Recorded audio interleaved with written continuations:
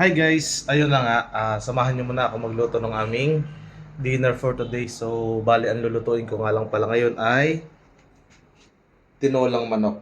Ayan, tinolang manok. Ito ang aking ingredients. Yan. Naka-ready na. Tsaka nakabili ako ng papaya sa talipapa. So, let's go!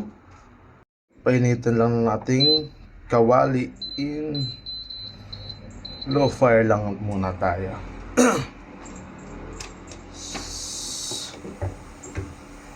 Then, lagyan natin ng mantika. Yan. Tamang-tama na yan. Tapos, unahin na natin ng luya. Labasin lang natin ang katas ng ating luya bago natin ilagay ang manok.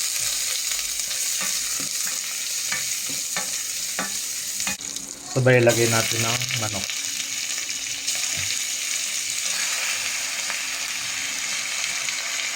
Sabay taklog muna tayo.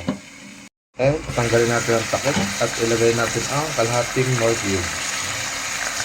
Kaya lang muna natin matunaw yan bago natin ilagay ang gulay mamaya. Pag medyo putin-putin na yung karne, baka natin lalagay ang gulay. Yung, pwede na. Lagyan natin itong papaya.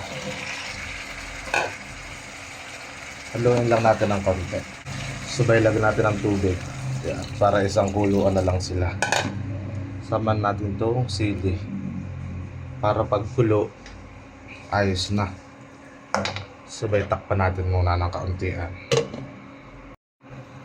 And after 48 hours, kumulo na din. So, lagyan natin itong cabbage kasi wala akong dahon ng malunggay.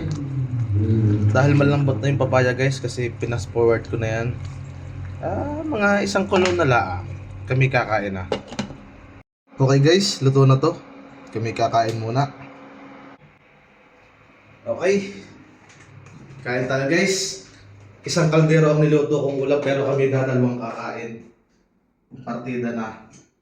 Sabayan nyo na kami guys. Tara, bye bye.